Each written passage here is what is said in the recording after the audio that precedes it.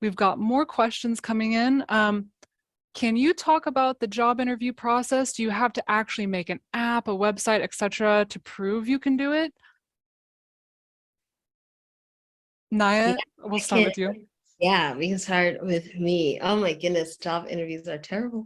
Um, with this field, the job interview process was typically for me, and again, I'm entry level, so everything I did was either junior developer or entry level developer, so it might be different for higher ups. But for me, it was first round of, so like first of all, you send and submit your application, typical resume. And then if they like you, you get for me, a recruiter call, maybe like 15 minutes where they just try to say like, okay, do our like goals align? And they provide you more information about the role. If they like you with that, then for me, I would then move on to a either technical or like behavioral technical type interview where like half of it is behavioral questions, getting to know me more as a professional, and then go into some technical assessments, either verbal, asking me definitions of things, and asking like scenarios, or an actual programming, like, okay, here is a algorithmic problem, how would you solve it, and going through that. Then if I did well there would be a third round. In the third round, for me, again, I was entry level positions.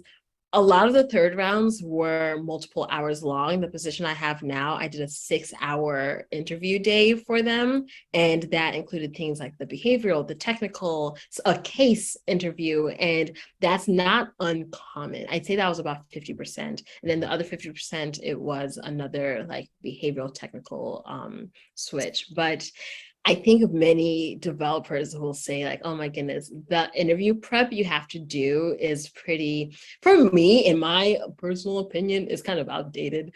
Because the whole point of being a software engineer is proving that you know how to problem solve and that you can find the answer. And with technical interviews, it's like you kind of sometimes have to know that answer outright, which is pretty unrealistic. But yeah, preparing for interviews, it's a lot of the practice with the coding problems and coding challenges, but you really have to remember to take the time to interview them as well. Make sure you ask them questions, ask them about their culture within the office, and get everything that you would like to see in a company or in a manager. Make sure you ask those questions. But yes, typically it was like those 3 rounds for me in the entry level space. Yeah, that sounds kind of high pressure. Jenna, is it similar, your experience with that? So I've actually been on both sides. I've been the interviewee and the interviewer, and I would say in any tech role, anticipate a multi-stage interview. I would say probably three is about the minimum that you're going to do.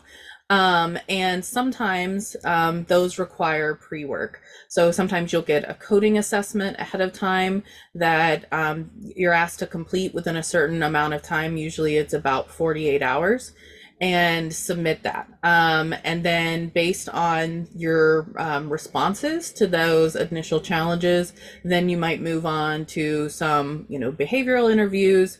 There's also, the potential to do whiteboarding where you're asked some type of situation, and then you have to draw out how you would solve the problem. I will say that, as you are going through these interviews, it is the interviewer's job to find the limits of your knowledge. So it's really important to walk into these knowing that the best thing you can do for yourself is show your thought process. So even if you're asked a question and you don't know the answer to it right away, saying something along the lines of, well, I don't know for sure, but it sounds like, or it could be a part of, or I would solve it this way, or even these are the resources I would use to answer this question if I were, day to day working as a developer. All really important things you can do.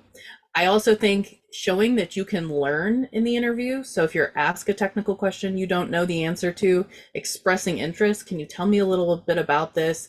Let's go back and forth and have, you know, an experience where you're showing me something and I'm actively showing you how I can pick up on concepts and relate it to things I already know. All those are really important parts of the interview process.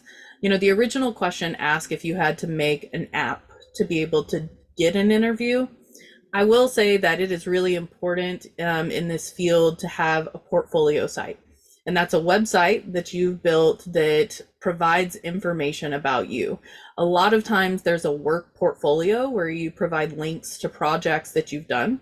Now, if you have a long professional history, then maybe some of these are actually business sites that you've built, but it can also be practice projects that you've built, and showing a history in GitHub or some other version control system that allows employers to go out and see that you're coding on a regular basis and continually improving. Another really important way you can show your skills as a developer.